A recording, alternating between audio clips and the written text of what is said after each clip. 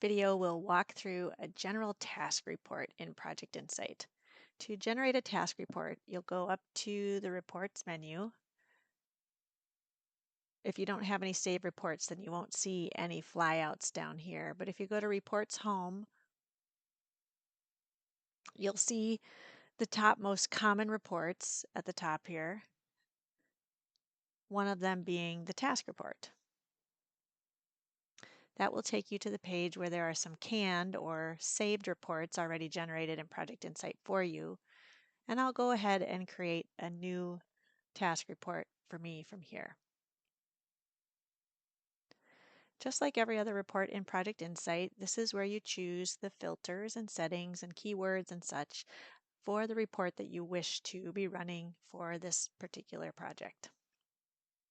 What is it that you're actually looking for in this report? So first off, there's a date range. So just like every other report in Project Insight, you'll be taken to a page where you can set some filters and settings for exactly the way that you want this report to run. What is it that you're looking for? So you can start with the date perhaps and decide whether you have dynamic dates or a date range or specific dates that you want or rolling dates that you'd like to hit. All of those options exist. Let's just go ahead with dynamic dates and leave it to the current month. Then we can decide what kinds of tasks we want. Are these things that are done, in progress? Is there some priority that we want to see? Maybe we just want to see all the high-level tasks.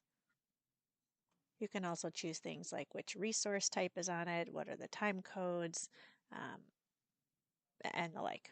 So let's just stick with the high priority tasks. You can decide here if you want top level summary tasks or all, do you want to roll up totals? Do you want to include tasks with time and expense entries? There's so much to choose from. Then you can go to users. Oops. And from here, you can do maybe who it's assigned to or what department is doing it, who the project sponsor is, who it was created by. You can also break this down into the portfolios. Is it in an open portfolio or a closed portfolio, and which one is it?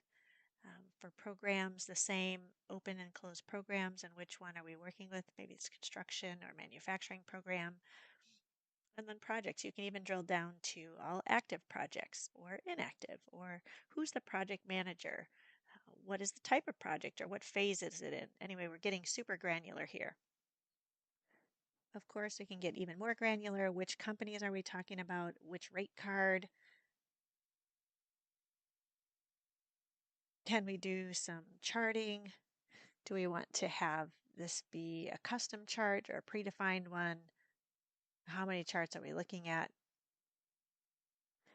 Maybe you want to choose that this is a pie chart or a line chart, whatever you have predefined here. Then of course we can do any group bys. Maybe you want to group it by an approval or by certain kinds of expenses or certain company or the created year. How are these going to be looked at? And then lastly, you can choose the way your columns look.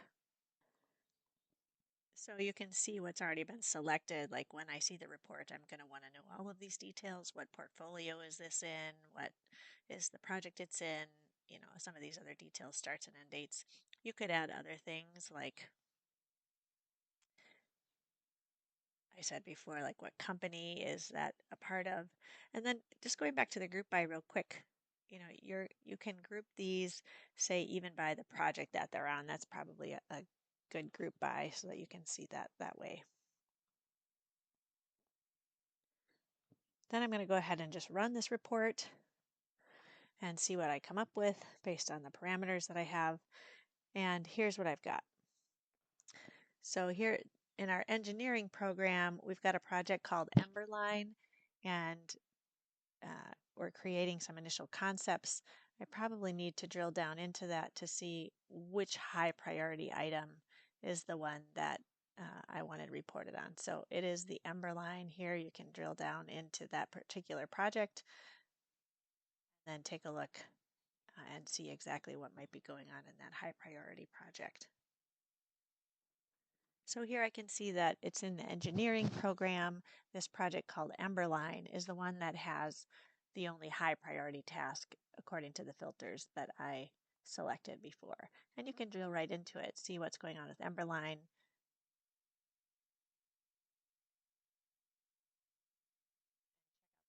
Make up that project. So I probably didn't choose enough filters as we were just talking about it, but let's at least go back and choose those high priority projects like we said. We'll make sure that they're active, and I'm going to group them by project.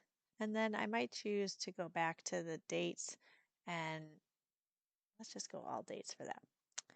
And then we'll run that report. So here you can see all the tasks then that are in an active project that are high priority and that are part of all the dates in this particular workspace. And if you like this report and this is actually what you wanted to accomplish, you can click Save the Report, and then you can name it and include it in that report menu for later if you want to run it again without having to put all those filters in.